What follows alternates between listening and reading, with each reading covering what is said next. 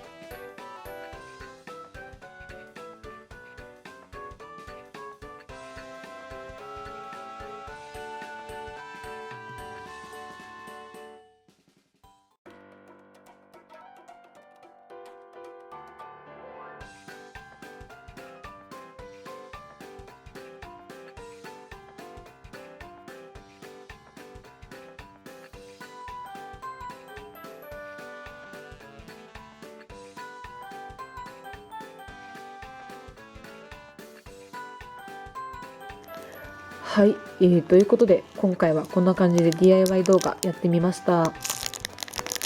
皆さんもね、ぜひやってみてください。今回ちょっとナレーション、取れてる編集アプリの音質が良くないなと思ったのでナレーションは入れなかったんですが、はい、よいしょ。最後までご視聴いただきありがとうございました。